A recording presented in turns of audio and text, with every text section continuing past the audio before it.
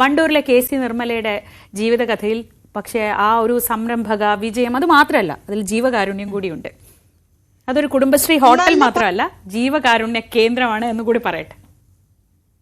നല്ല ഭക്ഷണം മാത്രമല്ല, നല്ല മനസ്സും കൂടിയാണ് KC നിർമ്മല വിളമ്പുന്നത്.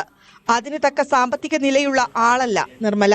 2 മക്കളും കാഴ്ചശേഷിയില്ലാത്ത ഭർത്താവും അടങ്ങുന്നതാണ് കുടുംബം. ജീവിക്കാൻ വേണ്ടി തുടങ്ങിയതാണ് ഹോട്ടൽ.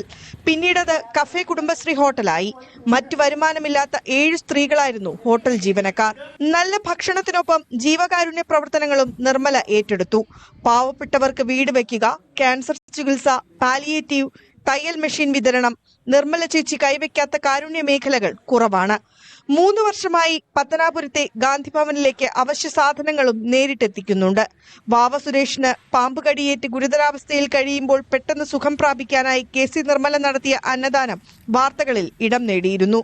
നമ്മൾ ഓരോ കടകൾക്ക് അല്ലെങ്കിൽ ഓരോ ഓഫീസിലേക്ക്, പിന്നെ അതുപോലെ തന്നെ നമ്മൾ ട്രെയിനിങ്ങിന് ഭക്ഷണം കൊടുക്കുന്നത്, ഈ ട്രെയിനിങ്ങിന് ഭക്ഷണം കൊടുക്കുന്ന പൈസയൊക്കെ ഒന്നിച്ചാ കിട്ടുക. ഈ പൈസ കിട്ടിയിട്ടാണ് ഞങ്ങൾ ഈ ചായക്ക് ചെയ്യുന്നത്. ഓരോ വീടിനാണെങ്കിലും രോഗികൾക്കാണെങ്കിലും എല്ലാം, അതുപോലെ തന്നെ നമ്മൾക്ക് അവർക്കുള്ള തൊഴിലിനാണെങ്കിലും നമ്മൾ ചെയ്യുന്നത് ഈ പൈസ കിട്ടിയിട്ടാണ് നമ്മൾ ഇത് ചെയ്യുന്നത്.